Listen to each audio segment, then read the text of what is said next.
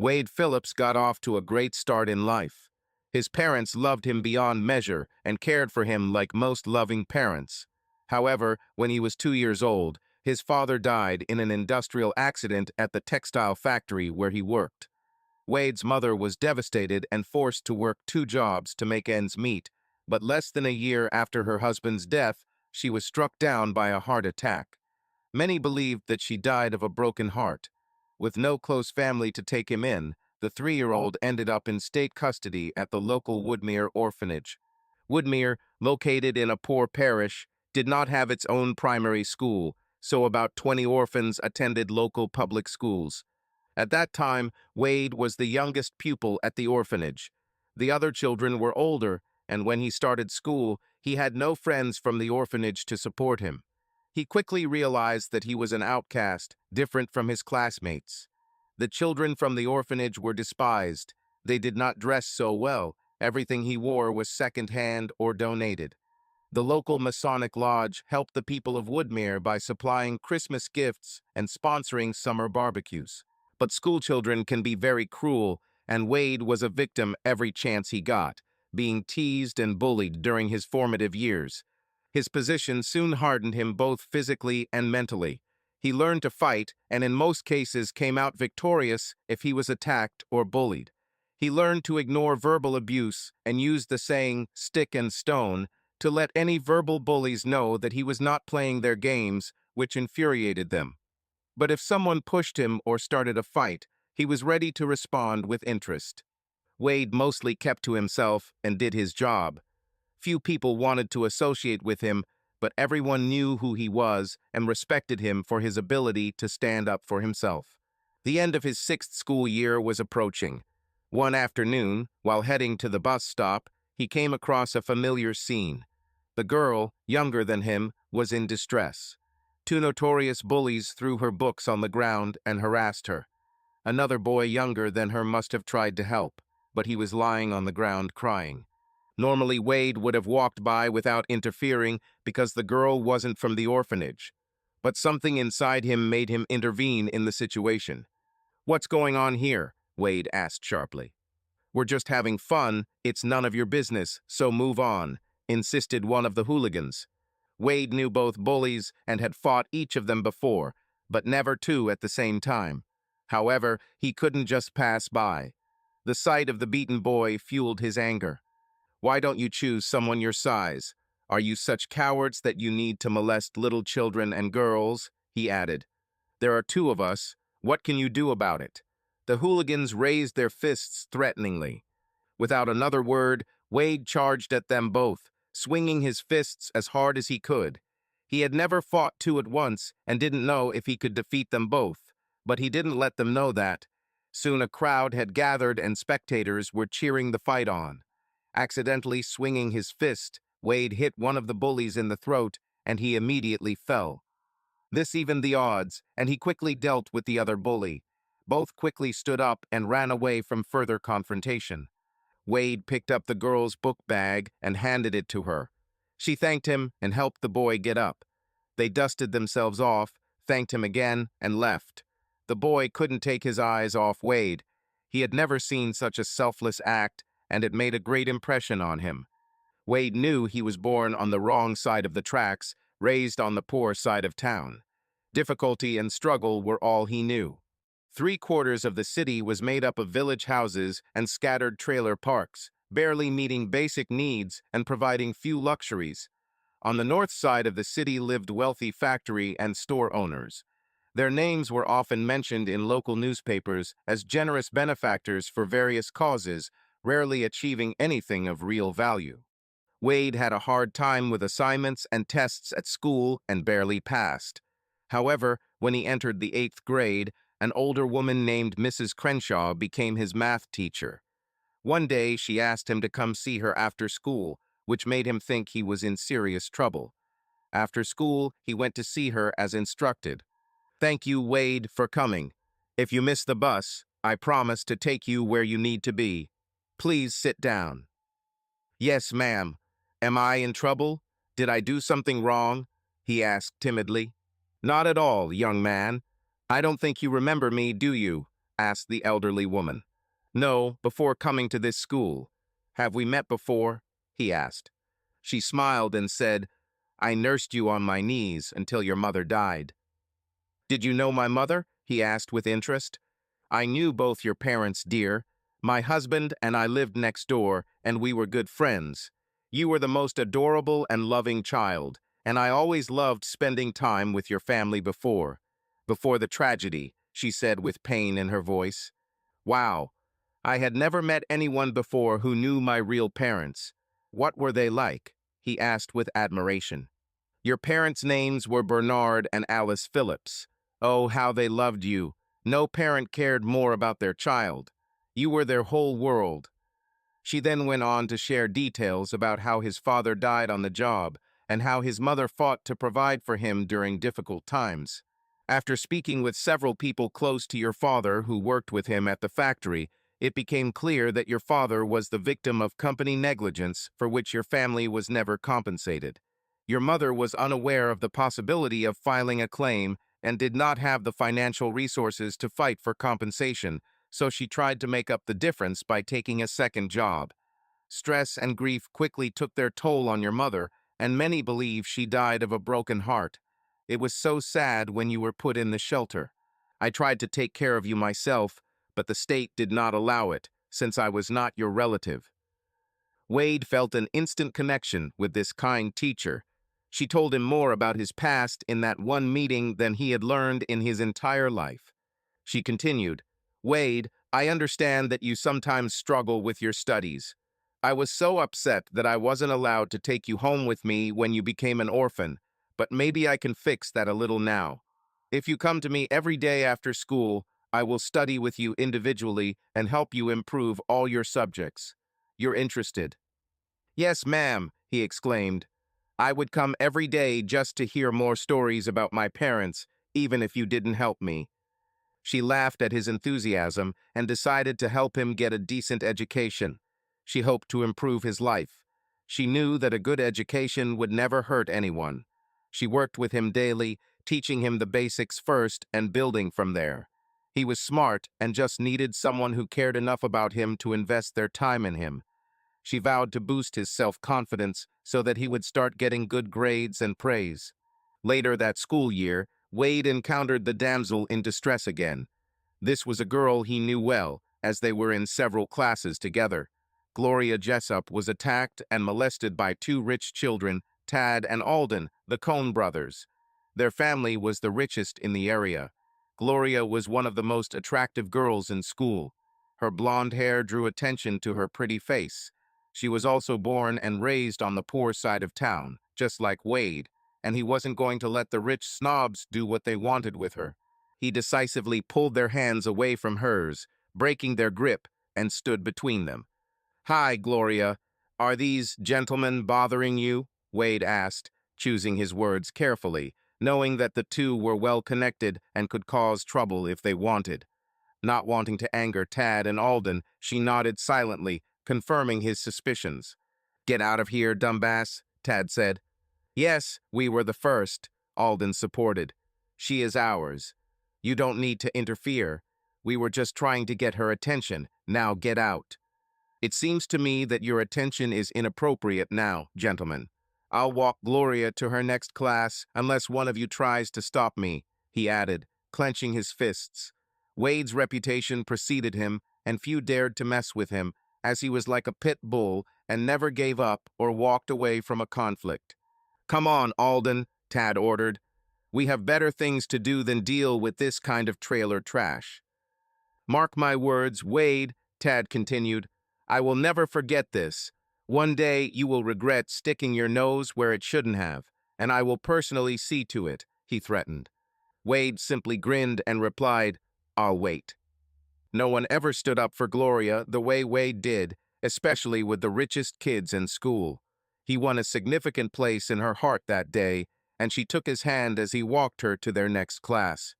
The trailer park where she lived was within biking distance of the shelter, and Wade often visited her on weekends after completing his duties. By the time they reached high school, Wade had become popular on the sports field. He was strong and fast at football and made more tackles than anyone else in the area and could not be contained in a fight. His sporting achievements attracted the attention of girls. Although many tried to win his interest, no one could break the connection of his heart with Gloria. They became inseparable after an incident in high school. She was a bit of a tomboy, which suited Wade just fine. If you saw one, then the other was always nearby. Although her family did not have the means to buy expensive clothes, everything she had was clean and attractive. She knew that Wade didn't care about such things, but she wanted to experience a good life to show him to make him happy, rather than constantly fighting for everything. He even helped her study better by passing on tips and study exercises he learned from Mrs. Crenshaw. Henderson's was a very popular sports bar, frequented by rich and poor alike. It was a good place to drink a soda and get away from the near poverty they all faced. Wade and Gloria spent many free evenings there. Rich kids were there a lot too, for two reasons. There was a dance floor with a jukebox and live bands on weekends. Another reason was that they tried to romance poor girls, give them a holiday feeling for the night, and then abandon them.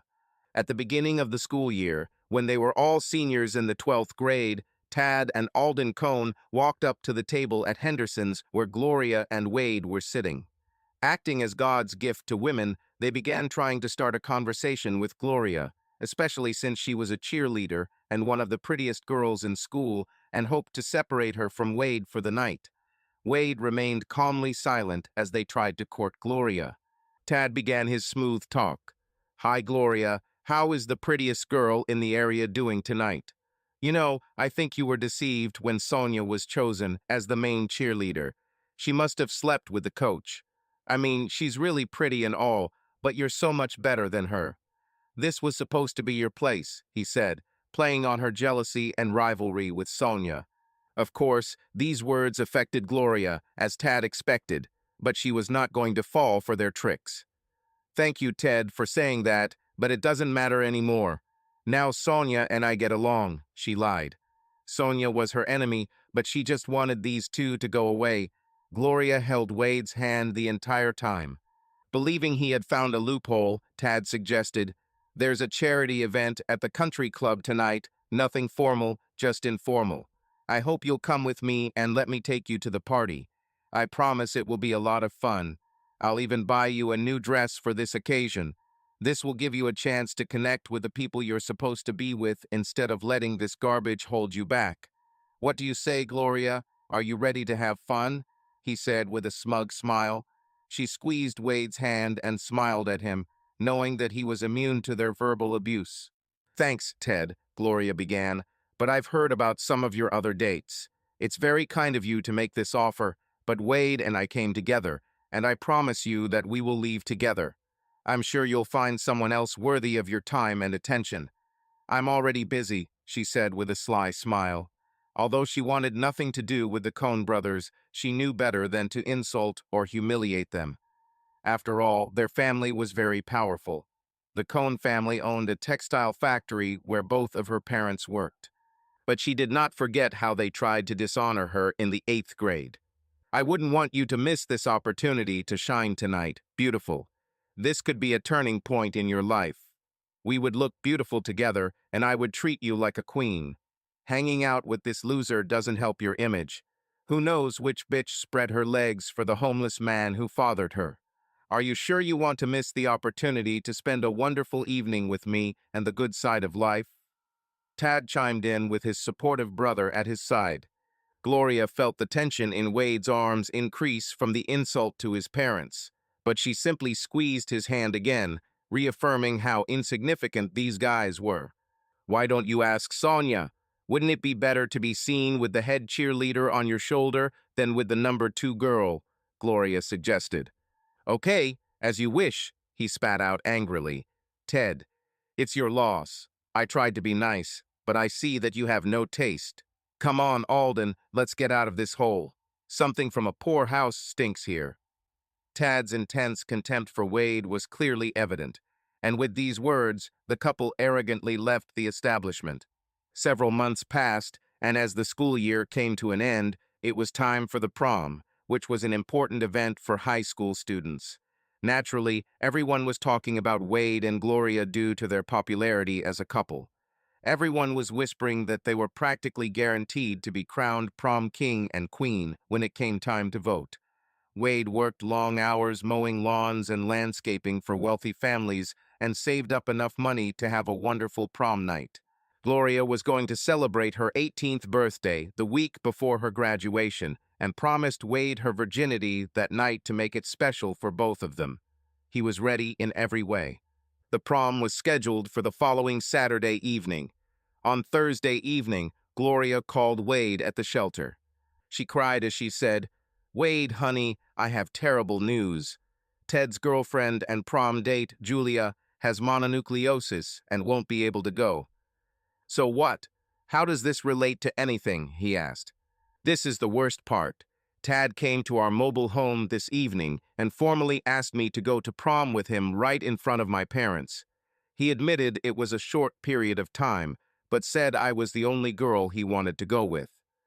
"Of course you told him no and refused him, didn't you? You already have a date with me," Wade urgently insisted. "I tried to say no, but my parents wouldn't let me. They said you are a good guy, but you have no future and are going nowhere in life, and they will be very disappointed with me if I don't take this opportunity to improve my situation with someone who has the means. They reminded me that Tad's parents own the factory where both my parents work and where I plan to work after I graduate from high school. They threatened me that if I refused him, they would punish me and not allow me to see you. I didn't have much choice. I'm sorry, Wade, I really am," she said tearfully. "So you're going to ditch me at the last minute for the money bag, huh? Am I just a loser, not going anywhere? It's clear. At least now I know what your parents think of me." "Don't say that, Wade. You are not a failure, and no one, not even my parents, will ever convince me otherwise. I'm terribly sorry that I ended our graduation arrangement. I don't want to go with Ted, but I don't see any other option. I'm sorry you won't be going to prom now. Please don't let this be the end for us," she begged. "There is nothing between us, Gloria. If it were, you would have gone to prom with me. And who said I can't go to prom without you? Now that I know what I mean to you, I will have to look for other options. Have a good life, Gloria," and he angrily hung up. Wade left the building, sat under a tree, and cried. He didn't want anyone to see his tears, but it was the only way to express the huge feeling of loss and emptiness in his chest. In a matter of moments, his soulmate was taken from him for no apparent reason, and it hurt. It hurts like hell. Money does have its privileges. On Friday at school, Wade avoided any place where he might meet Gloria or Ted. He was afraid of what he might say or do if he suddenly found himself in their presence and lost control. Then he saw Sonia sadly rummaging through her locker, preparing for her next lesson, and approached her. "Need help with books or anything?" he asked the beautiful girl. "No, I just don't feel like going to several lessons," she answered sadly. "Which ones exactly?" he asked. "Well, for example, on history. I would rather have a tooth pulled than take this class," she said. Wade laughed. "Hey, I understand. History is also not my favorite subject. You talked about several things. What else?" Sonia looked at him, half smiled, and asked, "You seem like a normal guy. Can I trust you not to blab this all over the school?" "You know I'm reliable. I can keep a secret. I promise," he added. She looked around to make sure there was no one nearby who could hear her words.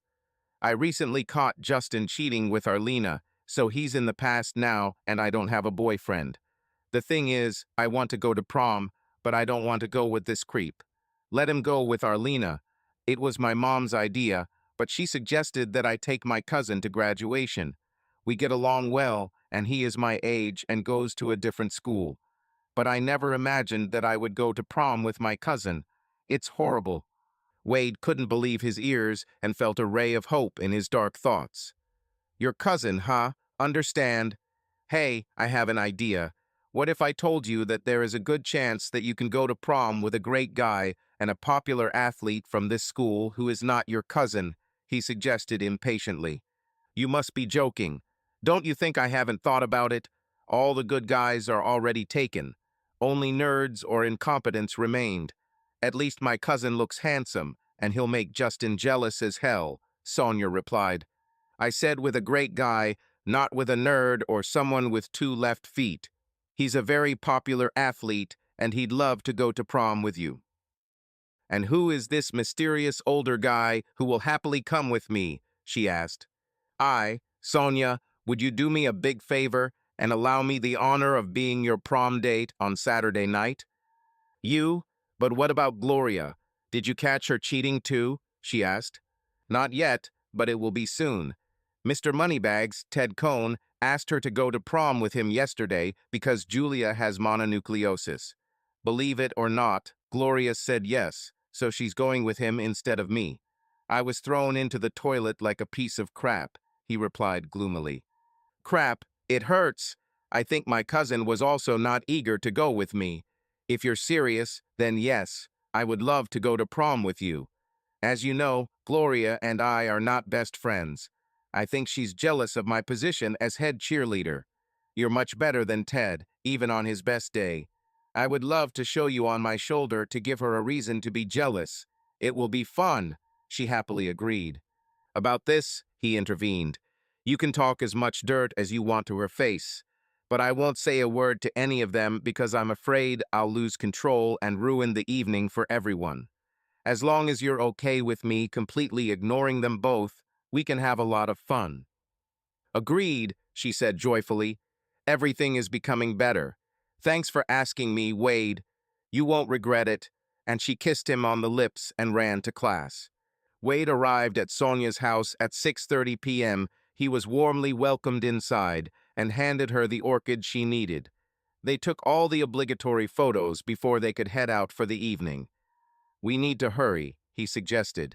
We have a reservation at Shea Roberts for 7. Wow, I've never been to such a chic place, Sonia said. I'm already impressed. I'm impressed by you. You look amazing in this dress, Sonia. I'm the luckiest guy at prom. You say that so sweetly, Wade. My aunt made this dress for me, and I wore it to her wedding as a bridesmaid. I only wore it once and saved it for prom. It's not the dress that makes you beautiful, Sonia. It's the other way around. She leaned over and kissed him on the cheek. Where did you get this car? She looks expensive. I could never afford something like that myself, he admitted. My 8th-grade teacher, Mrs. Crenshaw, and I are still good friends. This black Mercedes belongs to her, and she lent it to me for the evening. This is not a new model, but it keeps it in excellent condition. I am lucky to have such a friend, and you as my companion tonight. Now remember, when we get there, I won't say a word to these traitors. Fine? Understood, she said with a sparkle in her eyes. They looked around after taking a seat at the friendly table. They managed to dance several dances, avoiding the traitors. But Gloria noticed Wade with her enemy and seemed incredibly annoyed. Sonia had secretly loved Wade for a long time, but was unable to act due to his commitment to Gloria. He never looked at the other girl, and Sonia understood that her chances were small, but she hoped to prevent their reconciliation. She wanted to keep him for herself and happily respected Wade's wishes and avoided her rival. Gloria didn't feel the same way and ended up catching Sonia off guard by coming up behind her, while she and Wade were enjoying themselves on the dance floor. Once Wade recognized Tad and Gloria, he leaned over and whispered to Sonia that he was going to punch their glasses and meet her at their table. Sonia grabbed Wade and kissed him passionately right in front of Gloria, just for her, and whispered, "Okay, don't worry, I can handle it." "What's going on, Sonia? I didn't expect to see you here, especially with Wade. You're not happy being the head cheerleader. Do you still have to pick up my boyfriend?" Gloria was indignant. He told me that you didn't care about him and flushed him down the toilet. You left him, girl, so now he's free. And just so you know, he found me and asked me to go to prom. I didn't have the slightest idea about your breakup, Sonia blurted out. We are not breaking up. This is just a one-time event, and Tad was a wonderful gentleman tonight. Tomorrow Wade and I will be together again. You can bet on it, Gloria argued. Tad shifted from foot to foot in embarrassment when he heard this remark. I can assure you 100% that tomorrow Wade will be in my arms, not yours, Sonia said with confidence. Gloria ignored her outrageous remark. Did you come here straight from home? We had lunch at Henderson's earlier and didn't see you there. Couldn't afford to go out to dinner first. That's one of the benefits that comes with Ted. Henderson's? Ted took you to the sports bar for dinner? How nice. The reason you haven't seen us is because Wade made a reservation for us at Chez Roberts. They have fantastic French cuisine, and it was amazing. We had both never been there before, and it was an unforgettable experience. I hope you enjoyed the hot dog at Henderson's, Sonia replied sarcastically. Gloria just glared at Ted. She knew that the reason they went to Henderson's was purely in hopes of seeing Wade there and showing off to him. I see, Gloria snorted. So he gave you a ride here on his bike. Tad picked me up in a stylish red Cadillac convertible, Gloria boasted. Cadillac? I guess it's okay if you like regular American cars. Wade brought me in a luxurious black Mercedes with every possible feature. These Germans really know how to make amazing cars, said Sonia dreamily. You are lying, Gloria blurted out. I do not trust you. I don't care what you believe, bitch. You can watch us drive away in it if you want, but it's a shame, isn't it? Believe this. He's mine now, and I'm holding him. Thank you for leaving him. With that, Sonia turned abruptly and walked towards their table to rejoin Wade. She heard Gloria crying as she left. She felt a rush of adrenaline for defending their honor as a couple. There was a break in the middle of the dance to announce the king and queen of the ball. Everyone who wanted to cast their votes. Unanimously, Wade was chosen as prom king and Gloria as queen. Many participants were unaware of their current situation, otherwise they might have voted for Sonia. Wade was already standing on stage with his crown and scepter as Gloria happily received her crown for the evening. Tad and Sonia watched from the dance floor, both wondering what would happen next. The host asked for silence, announcing that the king and queen were to dance the next dance alone on stage in front of their subjects. Gloria looked at Wade longingly, which angered Tad, since she was his companion for the evening, but he was powerless against the established tradition. Wade refused to even look at her and walked up to the microphone, saying, Sorry, I don't dance with backstabbing bitches. Sonia, let's get out of here. I have enough. He tossed the crown and scepter to the nearest guy and said, Here you go. Dance with her. She's definitely not my queen. Gloria could be heard crying on stage, even without a microphone. Everyone in the building was shocked when Wade took Sonia's hand and walked out of the prom. The next 2 weeks were hell for Gloria. She could bear the humiliation he heaped on her that night on the prom stage, but she couldn't bear to be separated from the love of her life. But Wade was incredibly smart about avoiding her. She hadn't heard a word from him since graduation and didn't expect him to call. Repairing the damage required access to him, and she knew the more time passed, the harder it would be to repair the relationship and win him back. The orphanage was a safe place for him, so her best opportunities were during school hours. Sonia reminded her every time how much she enjoyed her meetings with Wade. Tad started dating Julia again after her mononucleosis was cured in.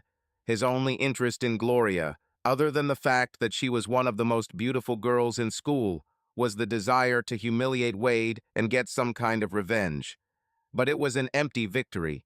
He didn't have the chance to openly humiliate him in front of others, but he had a plan. Despite the fact that Sonia tried her best to win Wade, he was not as interested in their relationship as she was. She offered him her body any time he wanted, but he just didn't feel the same romantic connection with her that he had with Gloria. He even sometimes felt remorse, admitting that he was using her to hurt Gloria and make her jealous, and did not want to disrespect Sonia. Sonia knew that she was a temporary girlfriend, but hoped that their relationship would work out, despite the painful circumstances that brought them together. She took care of him at every opportunity, but Wade remained a true gentleman and never took advantage of her intimate proposal. The second to last day of school arrived, and Gloria knew it was now or never. She called on all her friends and fellow cheerleaders, who were friends with many of the big guys on the football team, for help. As Wade was leaving the cafeteria after lunch, he was grabbed by 10 guys and quickly dragged outside, away from the eyes of others. "What the hell?" Wade shouted to his teammates, whom he was battling with on the football field. "We're sorry, Wade," one explained. "Our friends threatened to leave us if we didn't do this." "Will you do what?" he asked. The guys clasped their hands tightly, forming a closed circle around their prey. It was clear that he wasn't going anywhere anytime soon, and most of these guys were his best friends, so he knew they had no ill intent and didn't want to hurt any of them in a fight. The evil plan soon became apparent as Gloria walked through the provided passage between the two largest guys, who immediately clasped hands again upon her entry into the confined space. "Oh, it's you," he said evenly. "Now it is clear. What do you need, Gloria? You've been avoiding me like the plague since graduation, and I just want to explain. If you listen to me once, you will be free to go, and I will not bother you anymore if that is your wish," she said seriously. "Fine. You've pulled a lot of threads to make this happen, so go ahead and speak up. All my friends are here listening. What is so important that you have to say, Gloria, after you betrayed me?" he blurted out. Gloria steeled herself to face the grim task before her. She prepared the perfect speech, but when faced with the love of her life, her spirit melted and the words disappeared from her mind, so she improvised. "Ted is, and will never be someone important to me. Everyone knows that the only reason he asked me to prom was to get back at you. He hates you for some reason, maybe jealousy because you are such a respected and loved guy. As I said, my parents insisted that I go with him. They were delighted that I had a chance to see how the other side lived, if only for one evening. They threatened me unconditionally and explained how much they would be disappointed in me if I turned down this opportunity. They said they would punish me for several months and never let me see you. It killed me. I couldn't afford to leave home, but the thought of not seeing you or talking to you would have been the end of me. Well, now that you've tasted the sweet life, you can move on without me. Money isn't everything, you know. I may be respected and loved, but I will never be rich. So you better get on the money train while you can," he said eagerly. "That's the thing, Wade. Sweet life. It was the worst night of my life in every way. Ted is a creep, a real creep, who has a personal grudge against you, and that's what it's all about. I told him to take me home right after you left me humiliated on stage. I couldn't stand the faces looking at me after what you said to everyone. I love you, Wade. I love you immensely. I have always loved and will always love. Knowing what I know now, I would rather tell my parents to go to hell and throw me out on the street than go through what happened. I have just one question for you, Wade, and I want you to seriously consider it before you answer. Are you really going to let Teddy win? Are you giving him the power to single-handedly destroy our beautiful relationship? That's what he wanted, you know." Tears streamed down her face, and she sobbed as she spoke her last words. It broke Wade's heart again, seeing her in such obvious pain and suffering.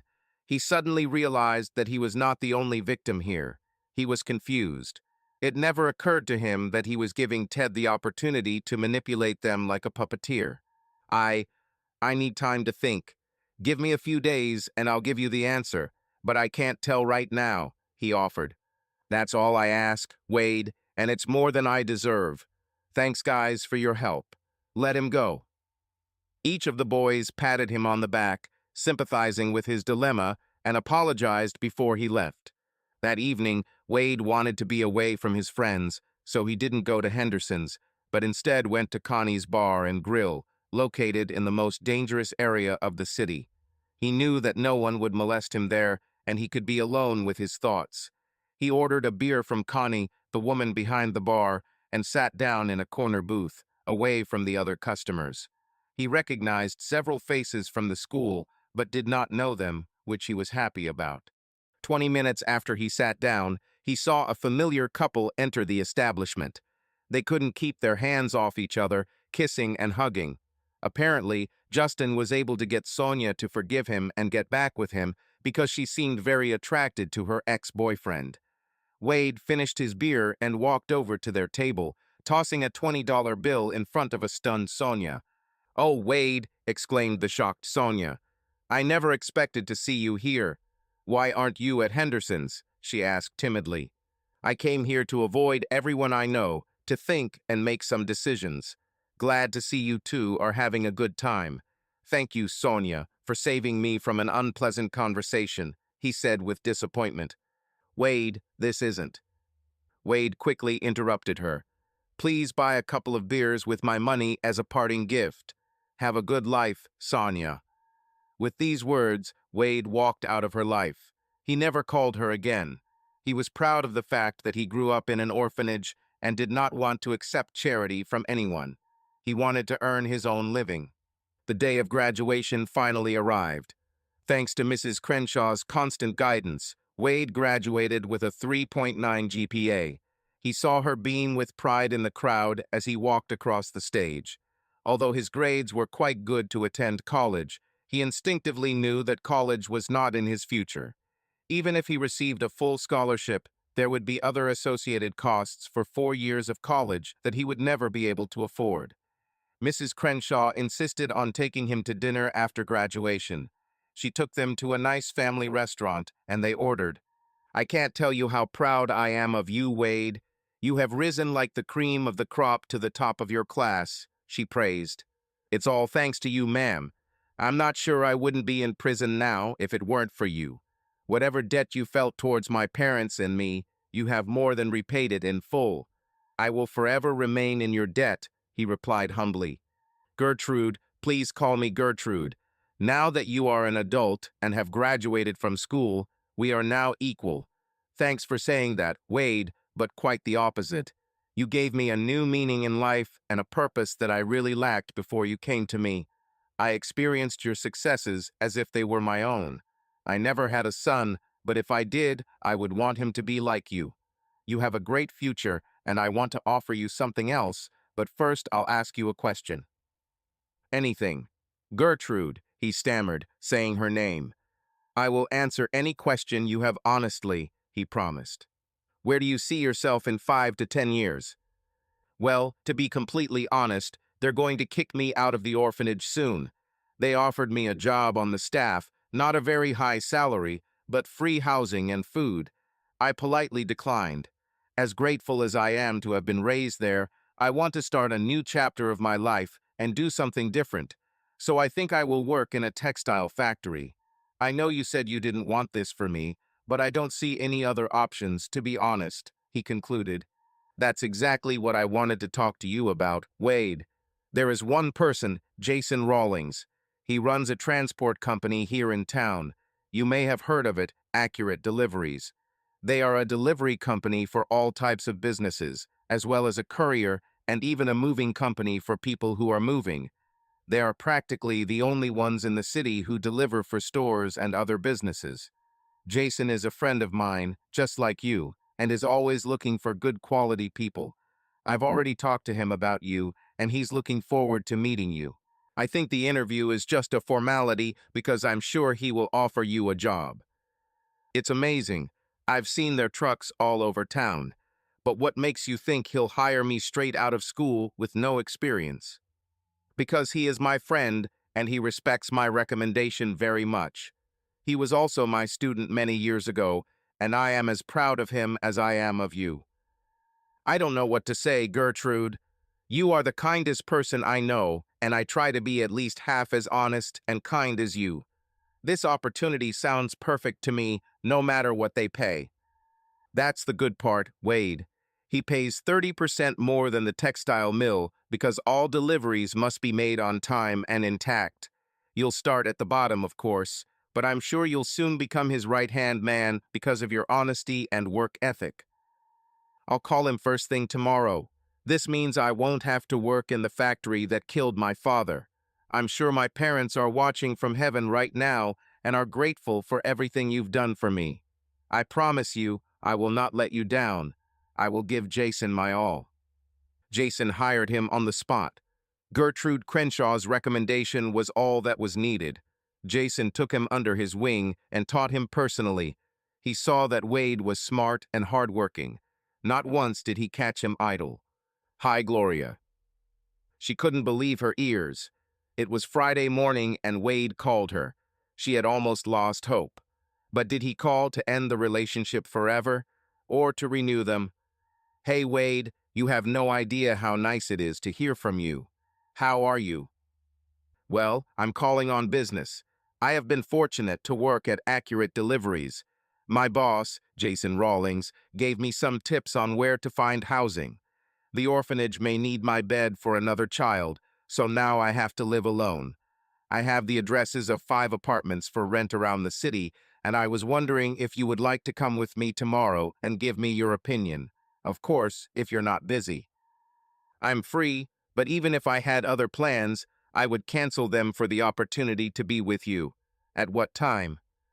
I'll pick you up at 8 a.m. and we'll have breakfast. It may take a significant part of the day to visit all the places. I don't care if it takes all day and all night. I will be there. Thanks for calling, Wade. This means a lot to me. I love you, she added. See you tomorrow then, bye. And Wade ended the conversation. So their relationship began to resume. Wade thought about her words and agreed that Thad couldn't be allowed to win. It all started slowly, but over time Gloria managed to win back his love. The first time they made love was magical for both of them. The world became right, and for the first time in his life, Wade was truly happy. He had good friends, a great job he loved, a great affordable apartment, and a gorgeous girlfriend. He needed only one thing to make his life perfect. Keeping his word to Gertrude, Wade worked hard for Jason, not only to respect her trust, but also because Jason was the best boss anyone could ever imagine. In just 3 months, he went from a simple courier to a loader, driver, and the most sought-after delivery man. Jason has never seen such enthusiasm and dedication from an employee. He rewarded him for his efforts and prophetically made him his right-hand man and the highest-paid employee after himself. With the promotion and salary increase, Wade decided to take the next step. On a warm Saturday evening in September, as the sun set in the flower garden, Wade got down on one knee and proposed. Having spoken the most perfect words of love, Gloria screamed, "Yes," and he put a beautiful ring on her finger. They discussed a possible wedding date, and Gloria begged him for a June wedding, citing the months needed for planning and so her parents could save up for the ceremony, which Wade happily agreed to. Everyone congratulated the happy couple and looked forward to the joyful event. Wisely, Wade tried to stay out of the planning as much as possible. Gloria was constantly surrounded by many women offering their ideas and suggestions to make the day special for the newlyweds. Her parents, although they now accepted him, still forbade her to move in with Wade before the wedding. She was often unavailable for dates, even as his fiancée, due to spontaneous wedding planning. Wade didn't want to deal with her parents and didn't want to be near their mobile home if she couldn't go out with him. About 3 months later, in mid-December, Wade received a mysterious text message from an unknown source. There was no number and the source was untraceable. The message said, "Come to the Dayton Financial Office promptly at 8 p.m. this Friday at 1207 Holt Avenue. The door will be open. Come alone. Don't tell your fiancé. Walk quietly down the hallway to the back office. This is something you definitely don't want to miss." He quickly responded, asking who it was and what exactly they wanted, but received no answer. At first, he wanted to brush it off as a prank, but then he remembered that this was a local office. He remembered seeing this office building while delivering packages. Not knowing what to do, he met with 3 of his friends on the football team and asked their opinion. "It's too early for a bachelor party, and Friday is the day after tomorrow, so you'll have to decide pretty soon," Devin suggested. "Why don't you go? The 3 of us will wait outside while you are inside. If you don't show up or call in 10 minutes, we'll break in and deal with whoever did this. We will support you, brother." "That sounds like a good plan. I'll meet you there at 7:55 p.m. Thanks for your support." Devin responded, "You would do the same for us. No problem."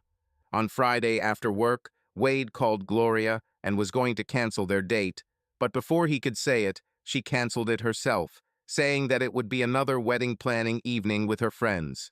She apologized, vowing that she would make up for everything. Wade didn't complain because it fit perfectly with his plans for the evening. Devin and his two friends were already waiting when Wade arrived at the office building. Devin began, "Since we arrived early, we talked a little. How about when you come in, I stand outside the door and listen for you to scream. If I hear it, I'll immediately rush in, and the other two will follow me." "It makes sense," Wade agreed. "I hope it's just a prank, but I'll never know unless I go inside. 10 minutes. Remember, give me 10 minutes before you barge in." "Got it, boss. I'm looking at the second hand. 10 minutes unless I hear you scream. Then all bets are off," Devin explained. "Thanks again, guys. Let me find out what this is all about." Wade entered the office building at exactly 8 p.m. Suspecting something was wrong, he turned on the recording on his phone and put it in his breast pocket in case he was falsely accused of trespassing. The front of the building was dark, lit only by the emergency exit. Wade soon found a hallway leading to the offices in the back as indicated. At the end of the hallway on the left, the office door was open and the office light was brightly illuminating the passage. Wade quietly moved down the corridor and tried to look inside without being noticed. What he saw amazed him. Ugly Thad Khan stood naked near the table and had sex with Sonia. Wade wondered why Thad wanted him to see this. Then Wade noticed Justin, Sonia's boyfriend, sitting on a chair near the door with his pants down as he watched his girlfriend having sex with Thad. After 30 seconds of passionate sex, Thad issued a new order. "Okay, girls, we change places and make me happy." Wade then confirmed the identity of the second woman. It was Gloria. Crap, shit, hell, rave, Wade silently screamed in his head as he crossed the threshold of the door. As Gloria stood up to switch places with Sonia as ordered, she suddenly saw her fiancé standing slack-jawed after seeing what she was doing. "No, Wade, no," she screamed as soon as she recognized him. "Why are you here? How do you know? Thad, you swore you'd never tell him," she sobbed loudly. Sonia just stood there nervously, trying to cover herself with her hands. "Well, that's who we have here. Unless it's my old friend Wade. Honey, I didn't tell Wade anything about us, like I promised. But I never said I wouldn't show him." And Thad laughed loudly. "Gloria, in case you're not sure, your behavior is unacceptable. I'm not ready to marry you anymore. You will never, under any circumstances, be my wife. Give me my ring right now." And he took the wedding ring off her finger. Wade looked at his opponent. "I have to thank you, Thad, for saving me from the biggest mistake of my life, marrying her. Thank you for showing me how easily accessible it is and ridding my life of clutter." "Well, Wade, let's not be too hasty. I think you deserve a little explanation, so it's my responsibility to fill you in. Good girl, Gloria, a little more enthusiasm, please." He continued, "Believe it or not, I took Gloria's virginity on prom night. And since then, she and Sonia come running whenever I call them to satisfy all my sexual needs, usually twice a week. This means, my dear, that I had her hard and then sent her to you. But I don't want you to think that I'm using anyone. I pay her $100 every time, as well as Sonia, so they both have extra income for their families." Thad continued arrogantly. "When we convinced Justin to join in on the fun, it became a lot more fun for me. You see, I get a kick out of picking up a woman right in front of her man, right, Justin?" Justin nodded sheepishly. "Now, Wade, you will do the same. You will sit next to Justin and watch me take Gloria until she screams. Then I'll pay her $200, just like Sonia, and I'm sure this money will be useful to both of you after the wedding." Wade looked down at his ex-fiancée and was extremely disgusted. "That will never happen, Thad. You are mentally ill if you think for 1 second that I would ever agree to this." Thad replied, "Somehow you feel like you have a choice. Let me dispel this misconception, Alden." Alden came out from behind a tall cabinet with a pistol. He then cocked the hammer, creating the distinct sound of being ready to fire. "We don't want to hurt anyone. We want you to know this. But you will do exactly what Thad says." "Wade, no options," Alden demanded. Wade looked at his little brother Khan and just laughed. "What's funny here?" Alden asked. "You clowns. You're not going to shoot anyone. How are you going to explain shooting an unarmed man in the back in front of 3 witnesses as he leaves the scene? Let me clear something up for you fools. The only reason I'm leaving both of you alive tonight is because you'll have to be the one supporting my ex-fiancée from now on. After all, I definitely don't intend to have anything to do with her. Do you want something easily accessible? Receive. Pay her well because she won't get a penny from me." Wade confidently walked out of the office without even looking back. He was right. Neither brother dared to pull the trigger. They were disappointed that Wade was brave enough to deceive them. The next day, a very concerned father called Wade, demanding to know why he was treating his daughter so badly. He wanted to know why the wedding was being canceled. "Ask your daughter, sir. She knows exactly why. I asked her, and all she told me was that I need to talk to you to bring you back to your senses and get things back on track," he insisted. Wade anticipated the need to prove to her parents why he was breaking up the wedding and isolated and produced a 10-second video of Gloria enthusiastically satisfying Thad. "What's your mobile number, sir?" he asked angrily. After the number was provided, Wade sent him the clip and told him to watch it immediately. Hearing a sigh on the phone, he disconnected and had no intention of communicating with her or her parents anymore. Many of their mutual friends tried to persuade him to forgive her and bring her back, but he told them that they could not be her friend and his at the same time. "Obviously, you chose to abandon me. Thanks for clearing that up." Wade packed all her things into a cardboard box he happened to have and delivered it to her porch at noon, while Gloria and her parents were at work at the textile factory. She was truly devastated. She desperately wanted to explain herself to him, but his real friends fiercely protected him from her, not giving any information about where he now spent his time. She eventually decided to respect his wishes and stop trying to meet him. Wade received an invitation to Sonia and Justin's wedding, but he refused to go and did not send a gift. Sonia, like Gloria, remained completely in his past. He started dating other women.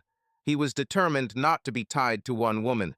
He wasn't sure he could trust any woman after being betrayed twice. But this did not stop him from satisfying his desires with ready-made ladies. A year passed and whispers and snippets of information began to reach him here and there. Wade pieced together that Gloria was pregnant with Thad's child and then shamefully abandoned without any responsibility or financial support. She was now a single mother of a young son and still living with her parents. Every time someone tried to talk to Wade about Gloria or her situation, he would immediately end the conversation and offer to stop communicating if they ever mentioned her again. Wade, for his part, was no recluse. Liberation after leaving the bonds of a serious relationship, he led an active life, having sex with willing ladies, but never allowed himself to become emotionally attached. He decided that he was too trusting and gullible, having been burned by Gloria and Sonia.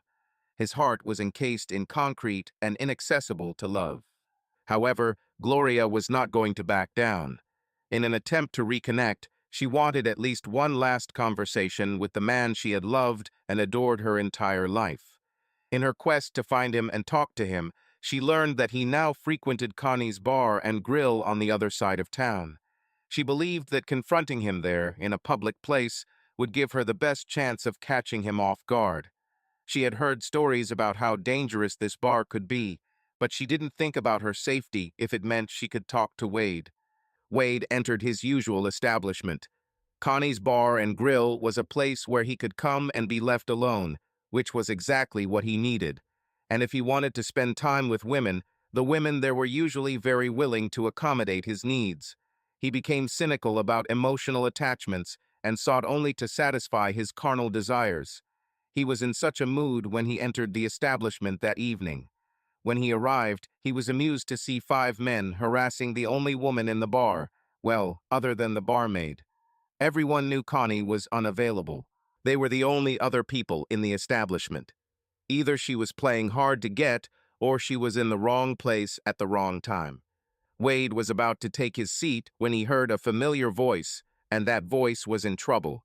It was Gloria. What the hell was she doing in this place? Didn't she realize that this was a place where no one thought about moral principles? He decided to listen to what they said. Come on, Gloria, you know why you came here. You were looking for something unusual, and you came to the right place, one of the men said. That's true, another added. Everyone knows how much you like to have sex. Well, we'll make your wish come true tonight, darling. Lucky you. You're going to try 5 new guys tonight. No, that's not why I came here. I came to find Wade. Wade Phillips. I heard he comes here often, Gloria said with obvious excitement. When we're done with you, you won't even remember his name, laughed another. Wade stood up and headed towards the exit when Gloria finally noticed him. She screamed desperately, Wade, Wade, please, I need to talk to you.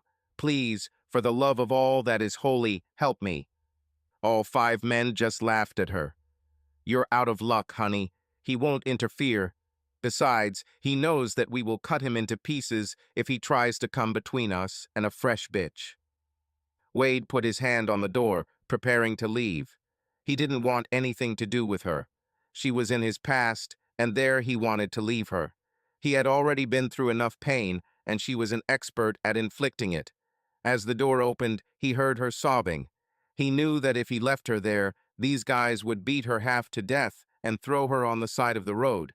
Crap, shit, hell, he screamed inside himself. He just couldn't leave. He thought he probably had some kind of genetic defect that predisposed him to Dane's in distress syndrome. Wade reluctantly approached the 5 men and roughly pushed Gloria behind him. What the hell do you think you're doing, big guy? She is ours. Besides, half the city already had it. We just want to try it for ourselves, and we will get it. You won't stop us, that's for sure. There are 5 of us, if you haven't noticed, and you are alone. That's right, said another. She's a worthless bitch, and we're going to use her for our pleasure whether you like it or not, and there's nothing you can do about it. You greatly overestimate your strength, Wade. You're right, guys. She may be easy to get, but even girls like that don't deserve sex against their will, Wade stated firmly, clenching his fists. And what do you think you'll do to stop us? You will see how your ex-fiancé will be taken by real men and used like it should be, one of them mocked. I may be 1 against 5, but listen to me carefully. I guarantee you anything. As long as I breathe, neither of you will touch her. And if I have to give my life right now to prove it, so be it. But I plan to take more than one of you with me before I die. So decide which one of you wants to die today, because it will happen if you take one more step towards it. We all must die someday. It's what you do beforehand that matters. All 5 men laughed loudly at Wade's foolish attempt to dissuade them. In an attempt to catch them off guard, Wade attacked them with all his might. He didn't stand a chance. A few minutes later, the bar door suddenly opened sharply. A huge man came in and quickly assessed the situation. He saw Wade on the floor being held by 4 men, 1 on each arm and leg, while a 5th was sitting on his chest and beating him half to death. A lonely woman hid in the corner on her knees, crying and begging for Wade's life, offering to serve everyone if they left Wade alone. A huge man walked towards the fray and towered over the men on the floor. Hey, what do you need? If you want to try, you can wait your turn, said one of the 5. What do I need? I'm going to stop you from doing what you're doing, the huge man replied. You and whose army? If you can't count, smart guy, there are 5 of us and 1 of you. We will easily deal with you as well as with him. You may be a big guy, but I'm sure you've heard the old saying, the bigger they are, the harder they fall. Yes, I am very familiar with this expression. However, I don't need to knock out all 5 of them. I only need to knock out 3, and I assure you, I can knock out any 3 of you at once without any problem, he added. Even if that's true, what about the other 2? Asked one of the 5. Oh, I'm sure my friend Wade can handle the other 2 easily. How do I know this? I saw him do it with my own eyes. When I was in 3rd grade, 2 older 6th graders harassed my sister. I tried to help her, but they beat me. Wade intervened and knocked out the 2 older bullies without even being asked. I admired him more than Superman that day. and I vowed that no bully would ever hurt me or my sister again, so I pumped up my muscles. Wade is my friend, and I won't tolerate anyone hurting my friends. With these words, the huge man hit the one sitting on Wade's chest so hard that he knocked him out with one blow. While he quickly fought the other three, Wade jumped up and began to fight back with renewed vigor now that the odds were even. In less than 2 minutes, all 5 men lay on the floor unconscious. Wade thanked the man who miraculously came to his aid. "I've waited my whole life to somehow repay you for your kindness. That's my sister Connie behind the bar, by the way. This is her place. She calls me if she has problems. When she called and said you were in trouble, I broke all the speed limits to get here. I still owe you, Wade. You showed me what it means to be a man and how to do the right thing, even if you don't know us. You have been my inspiration since that day." He extended his hand. "I'm Bruce, by the way." "Well, Bruce, I'm grateful for your help and flattered that you speak so highly of me," Wade replied respectfully. Connie walked over and kissed Wade on the cheek. "Thank you for what you did for me and my brother all those years ago. I may forget many things in life, but I will never forget kindness," she said with a smile. "I thought you looked familiar, but couldn't remember where from. It was so long ago," Wade said thoughtfully. Connie insisted, "Now you guys better leave before I call an ambulance." If the police got involved, what I saw was these 5 men fighting each other over one woman until they knocked each other out. "But what about her? What are you going to do with it?" she asked. Wade glared at Gloria and yelled at her. "What the hell were you thinking, coming here alone? Women don't come here if they don't want to be offended. I was desperate to talk to you, Wade. I didn't even imagine that something like this would happen. Now I know it was stupid, but love doesn't require an ick test, right? You risked your life to protect me, so you still have feelings for me. The Bible says, 'Greater love has no one than this, that a man lay down his life for his friends.' I owe you my life," she said quietly. "I only protected you because of the memories of what you once meant to me, not because of any current feelings." He got angry. Gloria tore a piece of fabric from the hem of her skirt and moved to wipe the blood from his face. Wade raised his hand. "Don't touch me, you dirty bitch."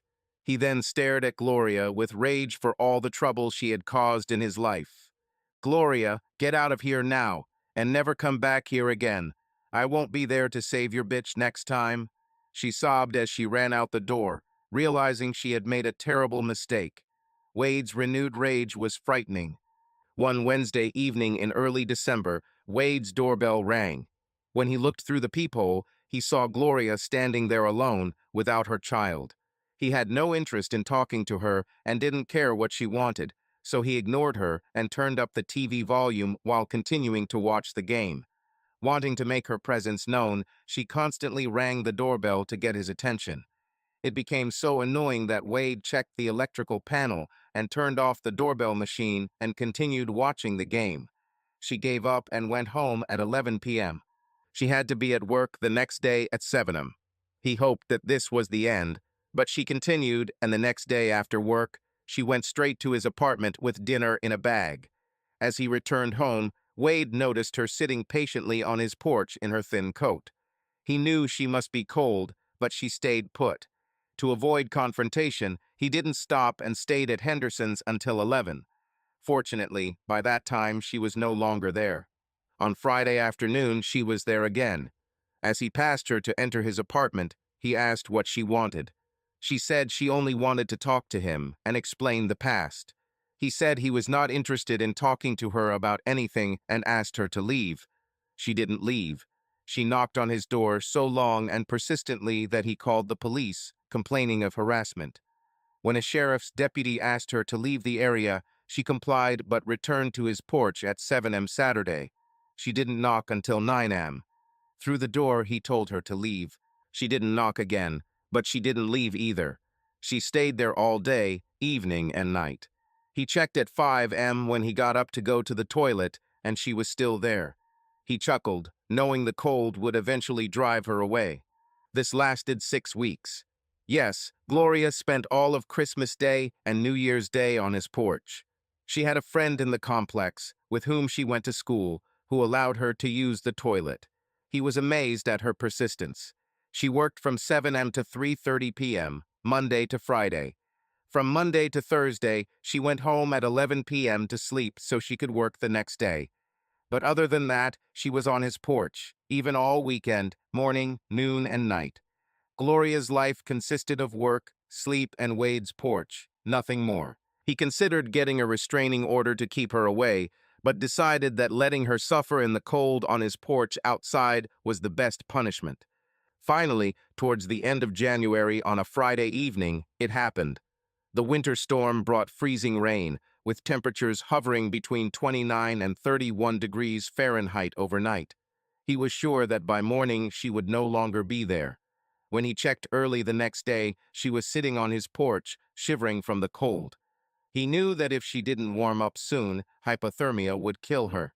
She was completely wet from head to toe. Her coat was no longer waterproof, and she couldn't afford a new one. Annoyed by her insistence, he threw open the door and shouted at her, "What do you want?" She just looked at him, but could not form a single word due to the strong chatter of her teeth. Compassion took over, and he invited her inside. "Go to the bathroom and take a hot shower. I'll throw you something dry to put on. If you don't warm up soon, hypothermia will take you out of this world, you stupid idiot." Without attempting to speak, she nodded her thanks and did as he suggested. He knew the water heater was completely used up based on how long she took to shower. He tossed a pair of his drawstring sweatpants and an oversized t-shirt into the bathroom for her to wear when she dried off.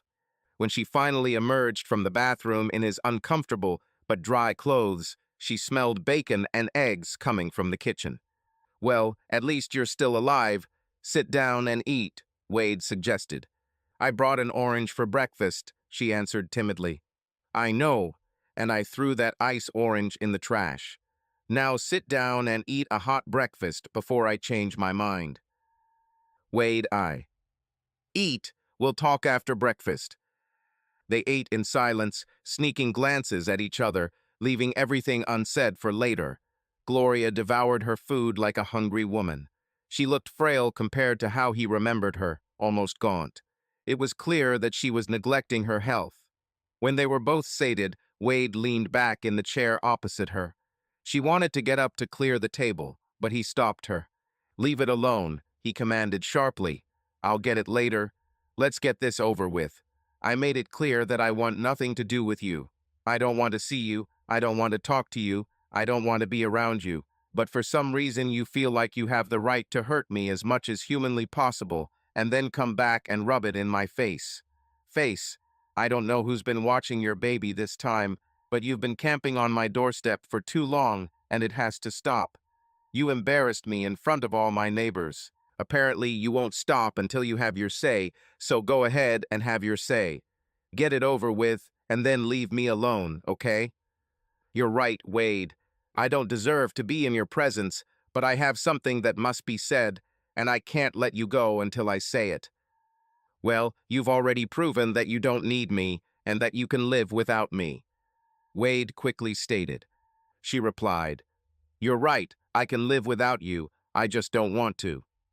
However, whatever you have to say, spit it out and leave, once and for all, for Pete's sake." She looked at the disappointed man before her with love and admiration, but knew that it would take more than just admiration to win him back. It was now or never. This was the moment, the one hard-won opportunity that allowed her to finally speak her mind. She took a deep breath and began. "For the first time, I am going to tell you the complete and unadulterated truth. I wanted to tell you the truth from day one, but hopefully you will understand the reason why it was hidden by the time I finish. If you please listen to everything I have to say and allow me to reveal the whole terrible truth. After that, I will not come to your door again unless you want me to. Finally, exit. Your word, Gloria. Pass out. Say whatever you want to say, and then get the hell out of my life," the irritated man begged. "Every word I'm about to say is the truth, the whole truth, and nothing but the truth. Even though you don't believe it, I love you, Wade. Every beat of my heart, every cell of my body exists to love you and only you. Let me explain. Getting back to prom night, I already told you the whole truth about why I went with that idiot to prom, so I won't repeat what you've already heard. There's still a lot you don't know about that night. She stopped, and her eyes filled with tears as she continued. That night was hell on earth for me in many ways. I was hoping that you would understand that my parents forced me to go with him, and then we could get back on track. But when you called me a traitorous easy girl so that the whole crowd at the prom and left with Sonia, I was broken. I insisted that Tad take me home. After I was exposed like that, he took my hand and I thought that he behaved like a gentleman, but I was wrong. On the way home, I realized that we were not heading towards me. He took me to the same office building where you saw me. I didn't understand why we were there. He attacked me, Tad Cohn and his brother Alden were there too. Alden has made a lot of videos. After that, they both said they would edit the video and give it to you to make it look like I wanted to have sex with Tad and willingly gave him my virginity. More tears began to flow as she continued. He also told me that he wanted me to come to him, and from then on willingly have sex with him any time he wanted, and if I ever refused, he would make sure that both my parents were immediately. I was fired from my job, and so was I. He said that we would soon become homeless and end up on the streets. He also said that if I told you that we had sex, we would all still be fired. Like I said, I was in hell. Every time I was with him, I would just zone out and try to separate my mind from my body. I hated him, and he knew it. The pleasure of having me while I was still your girlfriend. You may wonder why I never told you about this when we finally met again. I only held it back for one reason. I know you, Wade. You would go after Ted and do something bad that would land you in jail. Perhaps for the rest of your life. I couldn't bear the thought of you having to pay for something terrible that happened to me. I will never forgive myself if this happens. She continued. When he finally took me home, I told my parents everything that had happened, hoping that they would take care of me and protect me from further injury. They looked overcome with fear when I told everything and said that perhaps I was exaggerating what had happened, and that from now on I should not resist Tad so much so that we could all keep our jobs. Can you believe it? My own parents, instead of protecting me, threw me to the wolves. They said that if I pleased Ted well enough, he might love me and marry me, which would greatly improve our lives. My love for them died that night. I still live with them in a mobile home because I can't afford anything else, but the only communication I have with them is with little Doyle. That's what I named my son. This is an Irish name that means dark stranger, because he was born in darkness. My parents have been keeping an eye on him all these weeks I've been here trying to talk to you. Gloria paused and took another sip of orange juice. I made Tad swear that he would never tell you about how he blackmailed me into having sex with him. When you asked me to marry you, I was the happiest woman in the world. I was finally able to see a bright future for you and me. My parents wanted me to have the trappings of wealth. They don't understand how I feel about you. I would gladly choose to live with you in extreme poverty and fight for every scrap of food for the rest of my life and remain the happiest woman in the world as long as we are together. The only thing that matters to me is you, I threatened Ted, and told him that his blackmail scheme would end when you and I got married. After that, I no longer cared about my parents' financial security. I think that's why he led you to discover his den of iniquity that night. In the end, he took revenge on you, which is why he chose Sonia and me. Be there, the two women you've been dating up to this point. The moment you saw me there with him that night, I knew our relationship would never survive. I don't blame you for anything you said or did. I deserve your disgust. This is the only reason why I followed his instructions given in advance. Without you, I no longer had anything to live for, nothing. Around that time, I contemplated suicide, but with the support of my parents, I continued to live with Ted until I became pregnant. He wanted nothing to do with me after he found out about it. He tried to force me to have an abortion, but my faith did not allow it. He vowed to make it his mission in life to destroy me and my parents if I ever tried to get my child involved with him. I haven't heard from him since. I think he wanted to avoid a scandal. The father is not listed on the birth certificate. I swear in my life that every word I just said to you is 100% true. I know the truth doesn't change anything, but I felt obligated to set the record straight. Wade, I will never love any other man and never be intimate with anyone other than you. Even if you don't want me anymore, I will never betray you again as long as I live, no matter the consequences to me. You showed me what true courage is when you left that office with a gun behind your back. I will always have your back, even to death. I won't do anything to get you back together, Wade, nothing. If I'm going to be easily accessible in your eyes anyway, then I want to be exclusively yours. Take me, and use me as you wish. Let me please your body every time you feel such a desire. You are my only reason to live. I know I hurt you and betrayed you, Wade, but now you know why I say and do everything that I have done up to this very minute. I don't condone what I did, but I wanted you to know that you're not the only victim here. Tad is pure evil, and with his willpower, he destroyed us both. I don't know if you can ever find it in your heart to forgive me, but I want to leave you with this question. Has Ted proven that he can destroy us both with a snap of his fingers? Have we given him power over us to deprive us of future happiness? Does Ted really control our lives as much as he thinks he does? More of her tears dripped onto the table. Wade was moved by her monologue, feeling both compassion and rage. He wanted to explode and hurt someone, but she's already suffered enough.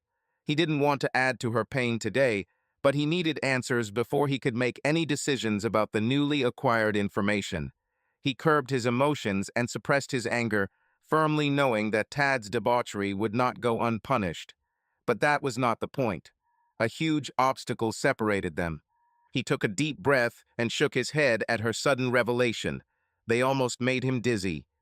Gloria, before I make any decisions, I need to know what your plans are for the baby.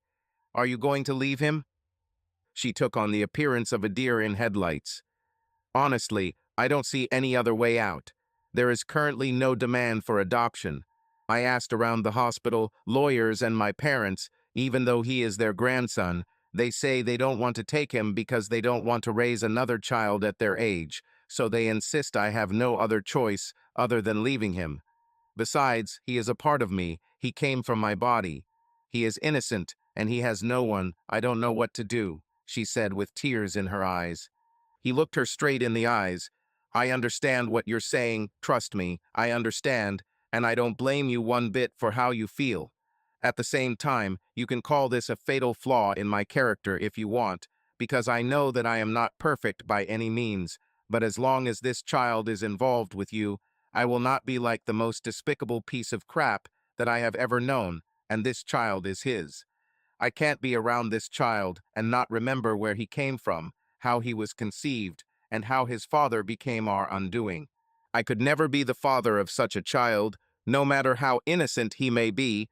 The thought of seeing him is anathema to me. I completely understand if my imperfections are a hindrance for you, but I'm wondering, why couldn't you take him to the shelter? Have you talked to them about it? Oh, I couldn't just throw him in the shelter. This would be wrong, especially if both of his parents are still alive. In addition, children from the orphanage are picked on, looked down upon, and have a much worse time in life. They end up being failures. She postulated. Like me? So you agree with your parents that I'm a failure? He was seething. That's not what I meant. You are not a failure, but I just can't imagine my child growing up in an orphanage. From everything you've told me, it's a tough life emotionally and physically. Oh, so it's good enough for me, but not good enough for you and Tad's son, huh? I understand too well. I'm sorry, Gloria, for the terrible ordeal you went through. But it doesn't change anything. The fact that I can never be a constant reminder of the one I hate so much. Just a few minutes ago, you said there was nothing you wouldn't do for me. You gave me your word that you would leave me alone if I listened to everything you had to say. Now it's your turn. I want you to leave. My presence again while you are bound to Ted's son. Is this clear enough? Gloria became very sullen and sadly left her apartment. Wade tried his best to hide his emotions and was completely sure that he would never see her again. On Sunday, Wade paid a visit to his friend and confidante Gertrude. He had conflicting emotions and didn't know how to deal with his feelings about Gloria now that they had flared up again. He hated her and loved her at the same time. He was surprised to see that Gertrude already had another visitor and was about to apologize before she grabbed his hand and insisted that he come visit. "Darlene, this is my good friend Wade. This is the one I told you about. Wade, this is my niece Darlene. She will take 6 to 8 weeks off to stay with me while she works on her dissertation in college." "That's right," cooed the sultry vixen in her honeyed southern accent. "I need peace and quiet to write well enough to get a decent grade, and the campus is too noisy, plus my aunt is great at giving advice, as I'm sure you know. She told me so many wonderful things about you." Wade respected Gertrude too much to stare at the blonde bombshell, but he couldn't help but appreciate her radiant beauty. "Before you ask her to marry you, she's already engaged, Wade," Gertrude laughed. "So why did you come to me?" Darlene excused herself and went back to her studies, leaving them to talk alone. He told her the full story of everything Gloria had shared with him in his apartment and the incredible lengths she had gone to convey it. He explained that he both loved and hated her. He said he regretted not digging deeper to understand what was going on and hated himself for not being able to protect her when she needed him most. He explained how difficult it was to even think about forgiving her, but at the same time he understood that much of what she hid was done to protect him. He admitted that if he had known, Tad would likely be dead and probably in jail. Gertrude thoughtfully considered his every word. She thought long and hard before speaking. "Essentially, you're grappling with a dilemma that we all face at different points in our lives: what to do with regrets and how to deal with forgiveness."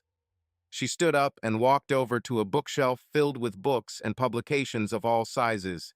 Having made her choice, she flipped through the pages until she found what she was looking for.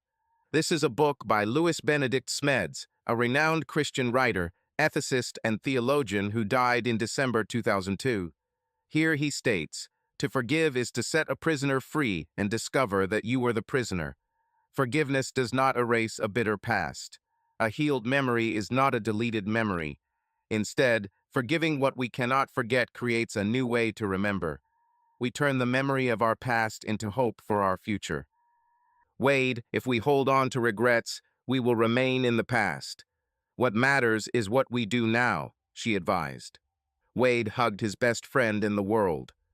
"Thank you, Gertrude, for always knowing what to say to me at the right time. I look to you as a wonderful replacement for the mother who was taken from me too soon." The words of kindness made her shed tears of joy, and they both parted in a better mood than when they first met that day. After visiting Gertrude, Wade had a clearer picture of Gloria and Tad. 3 weeks later, on a Saturday morning, Wade heard a faint knock on the door. He had turned on the automatic doorbell a long time ago, so he didn't understand who could be knocking. Opening the door, he saw a very modest Gloria, warmly dressed, with travel bags on either side of her. "I told you never to come back here. We had a clear understanding, remember?" he said rudely. "Wade, I did as you asked. Little Doyle is in the orphanage, and I signed a waiver of all parental rights. My parents didn't agree with my decision and kicked me out. They said that would eventually come to his own son and would want to be a part of his life, and I just needed to give him time. I told them both that I never want to see them or talk to them again as long as I live. Now I'm homeless and have nowhere to go. Picked me up near my parents' house and brought me here. I wanted to tell you face to face. Everything I have in the world is in these 2 bags. She's waiting to take me to the Salvation Army for temporary shelter." If a dandelion seed had landed on Wade at that moment, it would have knocked him to the floor. He was shocked to the core. "Well, Mr. Big Idea Man," he thought, "you told her what to do, and she did it. Now what? Are you just going to leave this lady in trouble on the street?" He walked out onto the porch, picked up her bags, and said, "Come inside, let's talk." Gloria smiled faintly at Debbie and waved. Debbie waved back and drove off. They walked into the apartment she had helped him choose, and he placed her bags by the door. "As we both know," he began, "actions have consequences, and I must be prepared to deal with the consequences I have caused. You are homeless because of me, and this is a two-bedroom apartment, as you know, so you can borrow a spare bedroom. I won't charge you rent as long as you keep the whole apartment clean, cook for me, don't disturb me, and help me with any tasks I may assign to you. If I bring another woman here for sex, I will. I expect you to disappear. Don't try to make friends or offer me sex. If you do, I'll kick you out faster than your parents. Do you understand all my rules and agree with them? She smiled widely. Yes, I will be more than happy to fulfill all your wishes. I cannot thank you enough for your help. I swear to you, Wade, from now on only good things will happen to you because of your selfless help to others. I'll try not to be a burden, but can we at least talk like friends? I read you like an open book. I'll know when to shut up. Wade simply nodded in agreement. Now that I have a reliable car, I can give you a ride to the factory on the way to work if you still have work. But you'll have to drive yourself here after work. You finish at 3:30, and I don't finish until 5 o'clock, he said matter-of-factly. Debbie said she could pick me up or take me home if needed. She's a good friend and works in the same department as me, she explained. I can just give her some money for gas. Okay, then she can bring you here after work, he confirmed. She thanked him and immediately went happily to work, organizing the spare bedroom and unpacking her clothes and toiletries. They had to share a bathroom, but her modest things took up very little space, and she did her best to be as unobtrusive as possible. This weekend she had cleaned the apartment from top to bottom so that it looked more like the home Wade had imagined her having if they got married. While cleaning, she came across a black cloth zippered bag under his bed. It contained a collection of unusual things, so she simply returned it to its place, left it alone, and did not say anything to him about it. She also promised herself not to mention little Doyle unless he brought it up himself. To be honest, she missed the baby, but did not regret her choice. On Friday, toward the end of their first week together, Wade received a mysterious morning call at work from a lawyer who wanted to meet with him as soon as possible. Unable to get away during the morning rush hour, he scheduled the meeting for 12:30, hoping to take a long lunch break. Jason, I just got a call from some weird lawyer who wants to meet with me, and I have no idea what he's talking about. He refused to talk on the phone. Can I take an extended lunch break to sort this out? Sure, buddy. You run this place like a well-oiled machine. Take whatever time you need. Heck, you can take the rest of the day. I can handle it here while you're gone. Wade sat in the lawyer's waiting room at 12:25, grabbing a bite to eat as he went. Wade Phillips? Yes, sir. It's me. Grant Maston is at your service. Please come straight to my office, son, and I hope I won't take up much of your time, he said, shaking his hand. Please sit down.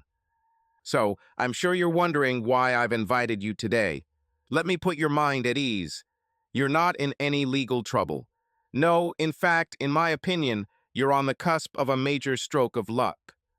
Grant passed 3 documents across the table and said, I just need you to sign these 3 documents where the arrows are marked, and we can wrap this up quickly.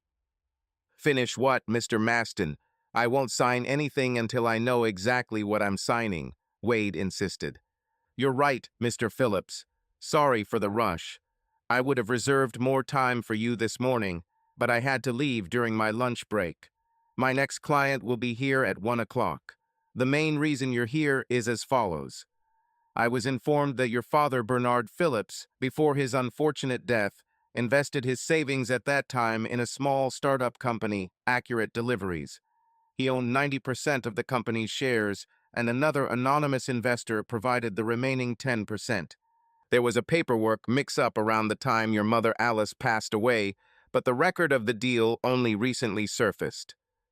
He continued, since both of your parents have passed away and you are their direct descendant, at least 90% of the ownership of the courier company now passes to you.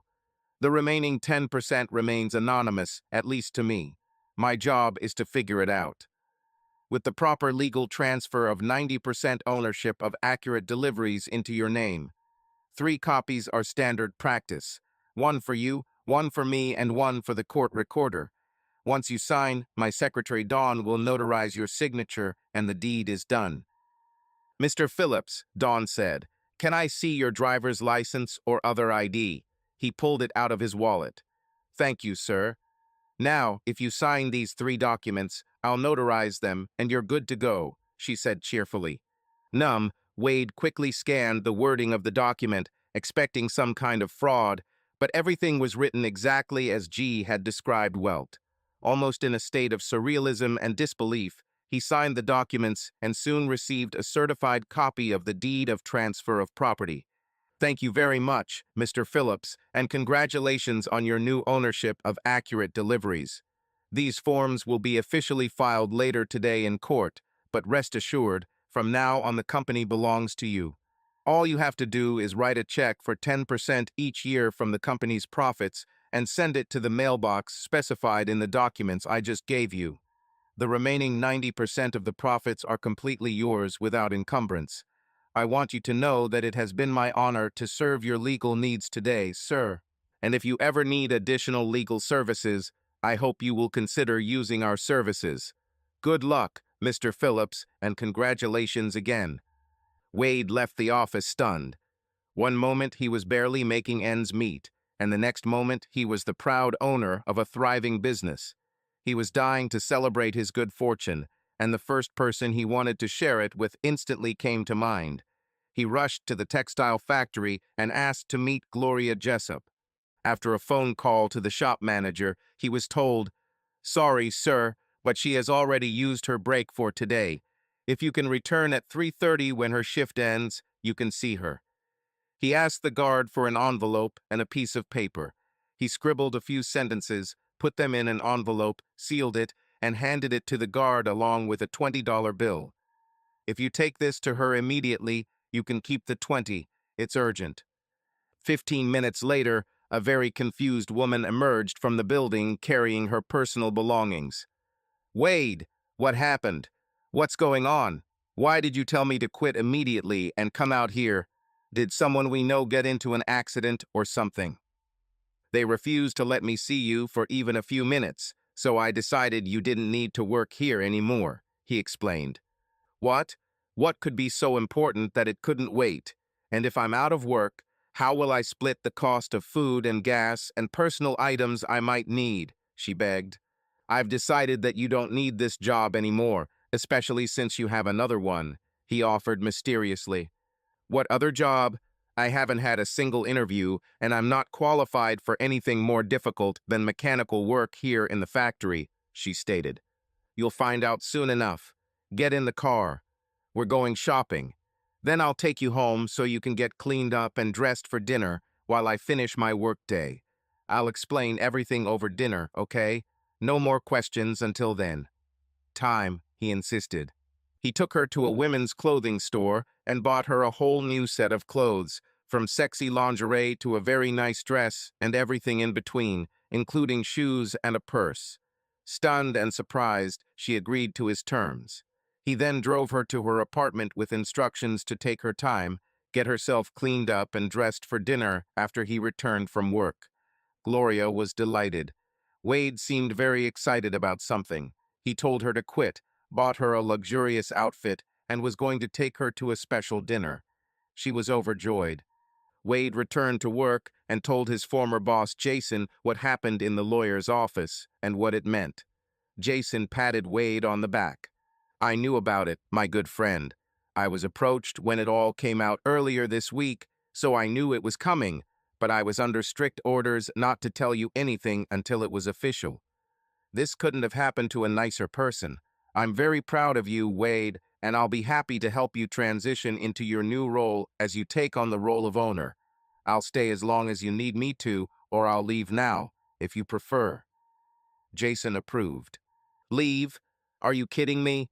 You're the only reason this company is still in business. I can't force you to stay, but I can't imagine running this business without you." Gertie was right. "You're a man of class, man. Class in all respects. What do you say if we conduct this business together?" Wade suggested. "Nothing would please me more, but I insist that you take over the main office as soon as you are ready to begin. Jason stated. Before leaving work, Wade called Gertie and shared his good news with her, also telling her that he was going to put all of her teachings into practice in his new position and again thanked her from the bottom of his heart. When Wade returned home from work, the apartment was spotless and Gloria looked like a queen dressed in her new outfit. She wore his favorite perfume, which was intoxicating to him. "Let's go. I don't want to wait long for a table," he advised. "Where are we going? You haven't told me almost anything yet. Why did I have to dress up?" "Because I'm taking you to Shea Roberts. We're dining in style tonight. I was planning on taking you there for prom before everything fell apart. I hope we can start over and create new and better memories than the ones that marred ours. Life for so long. Don't think it will be easy, because it will be a long and difficult journey to get back to where we were. But as the old Chinese saying wisely says, a journey of 1,000 miles begins with one step." Gloria cried in his arms as Wade held her for the first time in a long time. While they were at a fancy restaurant, he told her about the new developments, and she cried with happiness for him, saying that she hoped this was only the first of many good things for him. "Gloria, I have a confession. When I learned of this amazing blessing that came upon me this morning, I desperately wanted to share the good news with someone I care about. That someone is you. Your name came first, that came to my mind. At that moment, I realized that it was time to leave the past behind, and what really matters is what I do now. Although I will never forget what I saw that night, I can forgive you for it. That you didn't come to me right away. I admit that you were in a difficult situation, and your parents were a big part of the problem. In my eyes, what they did to you is almost as bad as what Thad did. I'm not saying I'm ready to jump into bed with you right away, but I'd like us to start dating and see if we can rekindle that fire that once burned so brightly for both of us and change the memory of our past. Hope for our future. Oh, Wade, I love you so much. These words are like life giving moisture to my parched soul. You have breathed new life into me. I will walk with you step by step on our path to recovery. Upon returning to the apartment that evening, they sat together, snacking on popcorn and watching a romantic comedy. About halfway through the film, he hugged the woman he had loved most of his life. When the movie ended, he kissed her forehead, and they went to their respective bedrooms, step by step. 2 weeks later, Gloria was trained and settled into her new position as Accurate Delivery's secretary. Juanita, who played this role 4 years old, went on maternity leave and wanted to be a housewife. She and her husband planned to expand their family after he was promoted to grocery store manager. Gloria loved her job at the delivery company, as opposed to working at the textile factory.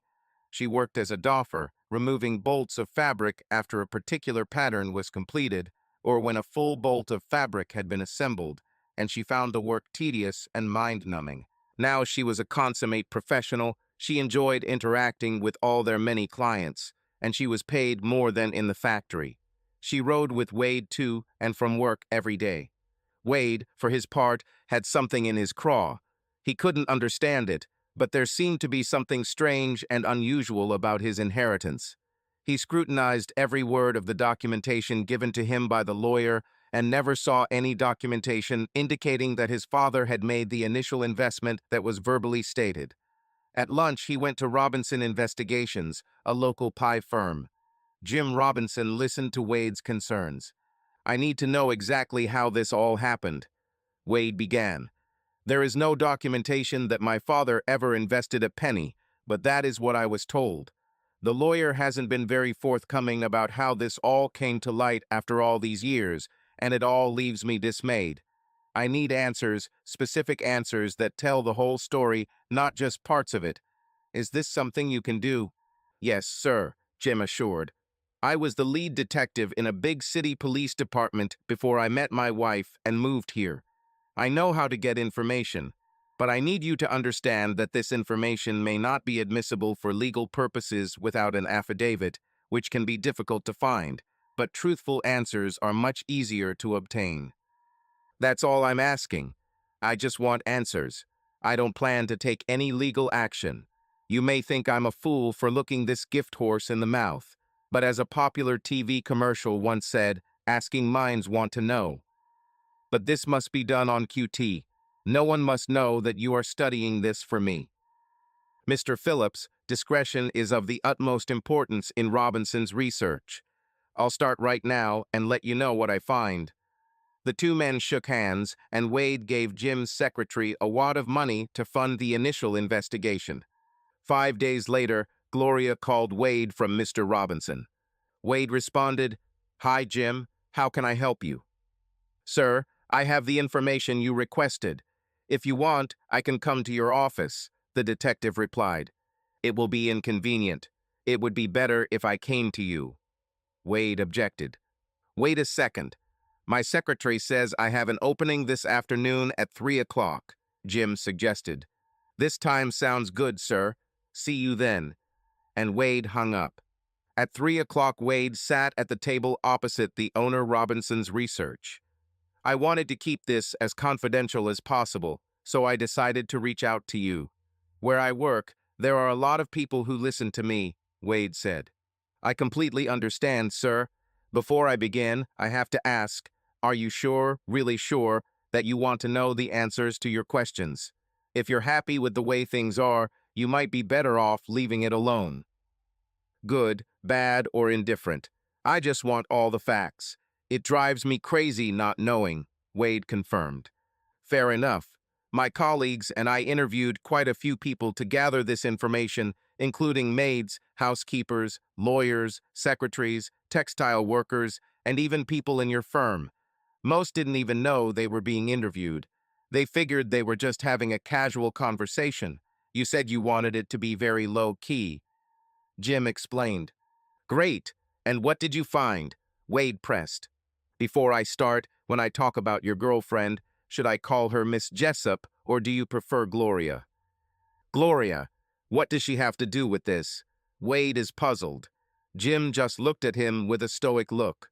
"Gloria. Please call her Gloria." "Very good. My team pieced together the following scenario. About 5 weeks ago, I don't have an exact date, Gloria went to the mansion of Theodore S.R. and Henrietta Cohn. They didn't want to entertain someone they didn't know, but her persistence eventually won them an audience. Their housekeeper overheard her animated conversation with them. She told them that she worked in their textile factory just like her parents. She told them that their son Tad took her to the prom and had sex with her that same night. She said Alden engaged in sex and held her down while filming it. It was the most terrible night of her life. Of course, they were stunned to hear such news and did not believe her. She told them that she didn't care whether they believed her or not. Ted then blackmailed her into showing the tape to her boyfriend and threatened to fire both of her parents, making her family homeless unless she agreed to his frequent demands for sex. After finishing high school, she also went to work in the mill and got engaged. Tad deliberately told his fiancée about their dates, which led to an immediate breakup, in order to humiliate his fiancée. Soon after she became pregnant, Ted demanded an abortion and refused to accept responsibility or any financial assistance as she carried the baby to term. He again seriously threatened dire consequences if she ever tried to attach the child to him, and from that day on he abandoned her. Theodore interrupted her, saying that she was not the first gold digger to come to claim a love child with one of their sons, and was about to throw her out when Gloria made specific threats that caught their attention. She said she had a DNA sample from Tad, which she kept as evidence. If they do not cooperate with her, she will send this DNA sample along with the child's DNA to a reputable testing laboratory. Not if, but when the test results come back, proof of the paternity of Tad's child, she will spend every moment of her life revealing this terrible truth, exposing the depravity of the Cohn family to the newspapers and all the employees of their factory, what kind of people the Cohns really are. They will believe her because it is 100% true. The scandal will destroy the Cohn name and undermine the morale of all 1,200 employees. She was so confident and determined that the Cohn patriarch realized that she was indeed telling the truth. They asked what she wanted to avoid scandal. She told them she was either going to leave that day with a check for $500,000 or she would ruin Cohn's legacy. She said that if they worked with her, she would sign an affidavit confirming that there was no relationship between Tad Cohn and Doyle Jessup, and her silence would be observed forever. Theodore and Henrietta asked for a few minutes to discuss this. She saw Theodore making a call, presumably to Ted. He was clearly unhappy with the tone of the conversation. After preparing a handwritten document releasing Tad Jr. from any relationship with the child, Doyle Jessup, Henrietta produced a check signed by both of them for the amount requested. When all the signatures were ready, Theodore assured her that Tad would be treated strictly and cruelly assured her that her parents' work and her job were not in jeopardy for a moment, and Tad had no such authority. Gloria then went to Jason Rawlings and had a lengthy conversation with him before hiring an attorney to create a trust in the amount of $100,000 for the benefit of one Doyle Jessup. Although the child was taken to an orphanage, the trust would provide him with new clothes, school supplies, and funds for education, as well as college expenses if he is not adopted sooner. Juanita Estevez overheard a conversation between Gloria and Jason Rawlings, where he agreed on a price of $350,000 to sell accurate deliveries and transfer ownership into your name. However, Gloria offered him an additional $45,000, increasing the price to $395,000 if he cooperated with the version that your father made the initial investment of 90% and will never tell you that she did it for you. Gloria didn't keep a penny for herself. The remaining $5,000 went to the lawyer for legal expenses. Every cent was spent for your benefit and the benefit of the child. By the way, that 10% of the anonymous investor in accurate deliveries is going into a trust for Doyle Jessup and will continue to go there as long as you own the company. Now, Mr. Phillips, this will not be the basis for a trial, but you said you wanted to know the truth, and this is what you were given. Wade held his head in his hands. He rocked her from side to side, realizing the scale of Gloria's actions. Tears welled up in his eyes, while laughter bubbled up from deep within his chest. This woman, what should I do with her?" he exclaimed. Then he looked straight at Jim. "I am in your debt and appreciate that you have gone to such lengths to obtain answers to my questions. When I pay you off today, can I count on you to destroy all your records and information collected on this case? I don't want anyone to know what I found out today," he asked. "Of course, sir. We value privacy as much as you do. Consider it done, and thank you for contacting us. It was a pleasure to help you, and if you ever need our services in the future, we will be happy to help," Jim confirmed. Wade stopped by Gertie's house before returning to work. He had a very special request. The next day at lunch, he met with 3 of his best friends, who had been football players since high school, and asked them for a special favor. At the end of the meal, in response to the explanation of his request, they shook hands firmly with their friend and said, "With God as witness, we swear on our lives that he will not touch a hair of her." The following Saturday night, Thad Cohn walked arrogantly into the Henderson bar, looking for someone for a Saturday night out, as he always did. He managed to win over most of the women he targeted each week. He used his status as Cohn to his best advantage, giving every woman hope that she could be the one to win him over.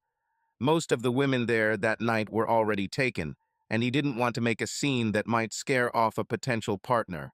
He then noticed a gorgeous blonde sitting alone at the bar, and he had never seen her before, so he walked over to win her over. "I know you don't need to hear that you're gorgeous, but you're the most beautiful woman here tonight," Thad flattered. "Can I buy you a drink?" She smiled at him and showed him the ring on her finger.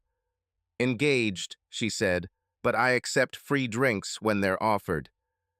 "Bartender, give the lady whatever she wants at my expense," Thad ordered. "And I think you should know that the ring has never stopped me before," he said slyly. "That doesn't surprise me. You seem like the type who just takes what he wants," she said playfully in her southern accent. "You have no idea," he chuckled. "Are you in town for a long time or just passing through?"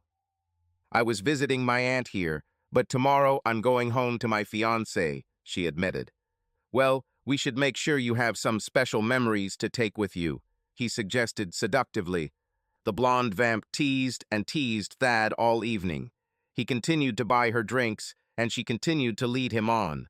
Finally, at 11 p.m., she said she had to pack for tomorrow. "What? Let me take you where you need to go. I have something I'd like to give you, and it won't take long. I promise you'll leave town with a smile on your face," he insisted. Darlene refused. "I don't think so. I really need to go. Thanks for the drinks and the conversation." Dad tried to grab her hand when a large, strong hand surrounded his wrist and stopped him in his tracks. Then 3 large men stood between her and Thad, asking, "Madam, is this gentleman troubling you?" Darlene looked Thad straight in the eye and asked, "Well, is it bothering you?" Thad knew he had no chance against these 3 and had no idea where they even came from. "My mistake. Just a small misunderstanding. No harm, no foul. Hope you have a safe trip home, madam." And with that, Thad angrily walked out to drive home empty-handed. As he walked to his car and took the keys out of his pocket, he loudly expressed his disappointment at being rejected after so much effort.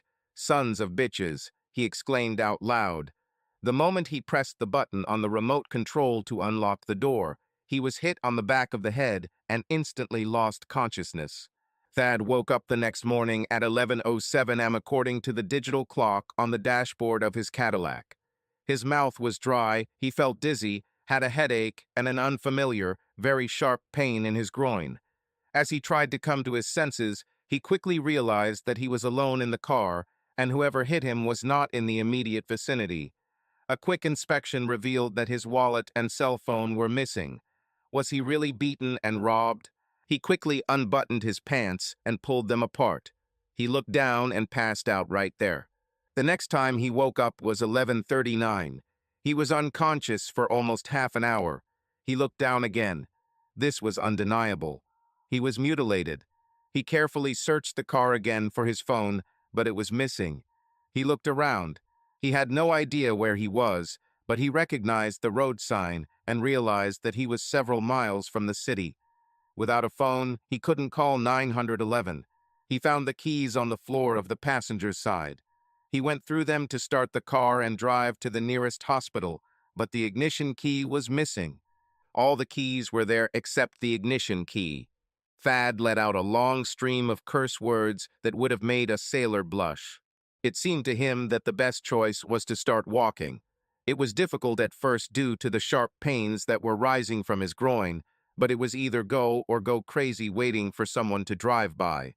This stretch of road has been rarely visited since the bypass opened 2 years ago. He continued walking, looking for signs of civilization.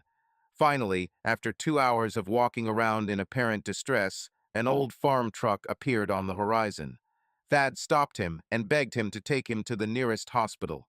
He offered the farmer a reward of $100, which would be provided by someone from his family upon arrival. Returning to the local hospital, Thad asked one of the nurses to call his parents with an urgent request to come to the hospital immediately with $100 in cash. He couldn't call them himself as doctors were examining and treating his current crisis. A surgeon and urologist were called for an emergency consultation. Thad's father vowed to his son that they would find whoever was behind this heinous attack and bring him to justice.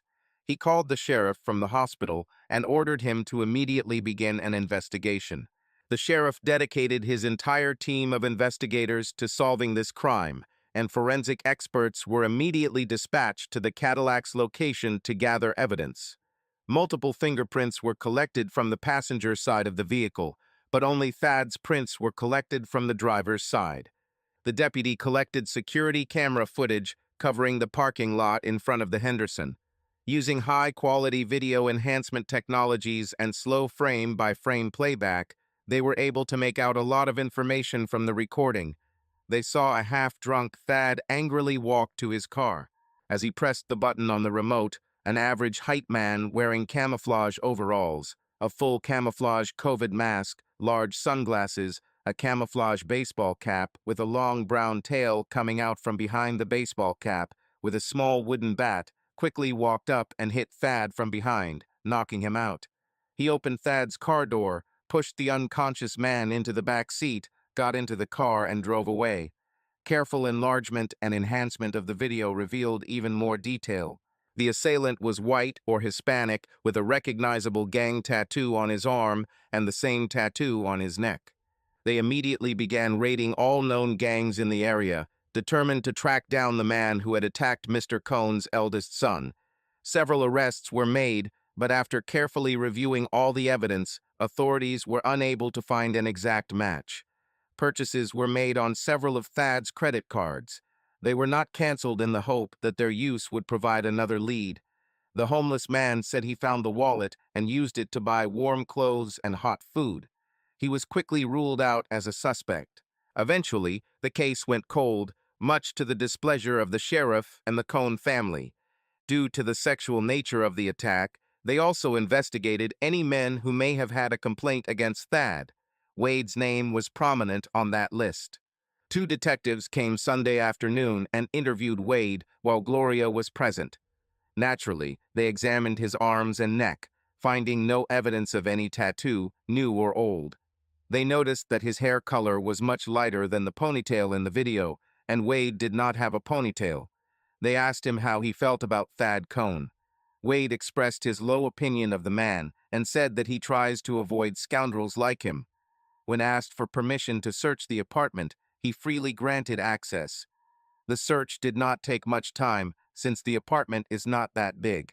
When asked about his whereabouts on the night of the attack, Wade thought for a moment, and then remembered that he had been playing poker with several friends until 1 a.m. They wrote down the names and said they would check his story, but said they did not believe he was involved in the attack. This concluded his interrogation. He was never called to the station for further questioning. Later that night, as Gloria snuggled next to him, she timidly asked, "How did you pull that off?" "Pulled what?" he asked a question. "Weren't you the one who attacked Thad that night? Was it because of me?" she continued. He took a deep breath and turned away. "Yes, you and I both suffered a lot because of what he did to you. He believed there would be no retribution for his actions. He was wrong. He used and abused you and tried to abuse me. I couldn't let him go unpunished for what he did. I thought the punishment should fit the crime. He'll never be able to fuck a woman again while he's alive. I knew it was you. Everyone in town heard most of the details.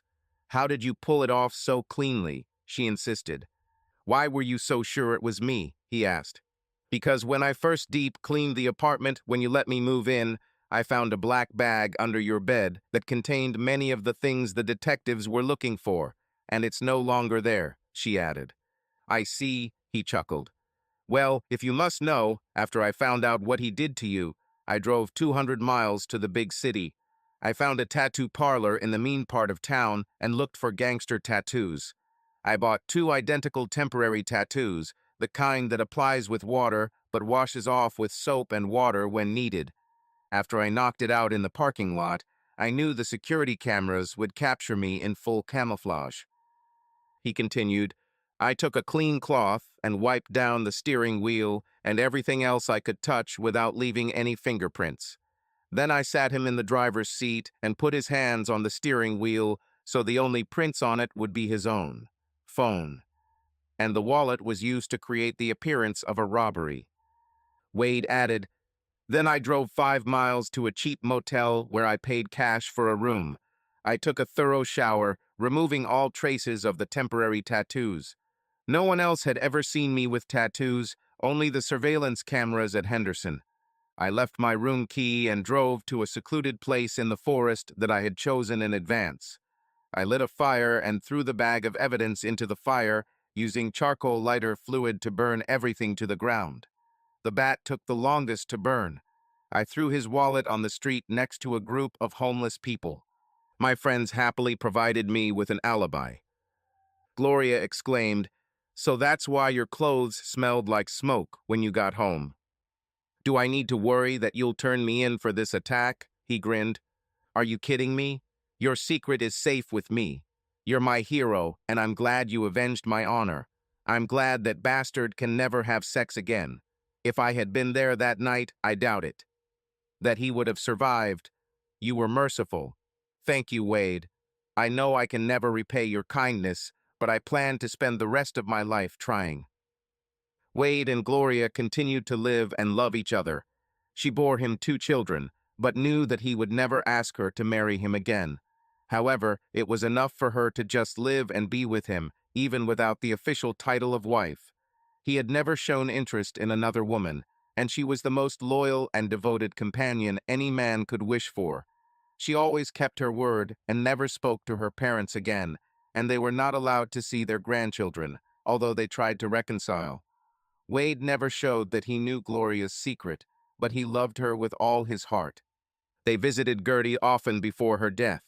He grieved for her as for his mother. Little Doyle Jessup grew up to become a district attorney, protecting the innocent from the corruption of the rich. Subscribe to our channel so that your love doesn't cheat on you, and go ahead and listen to the next story, because this story is nothing compared to the next one. If you're under 18, don't even think click to the next one.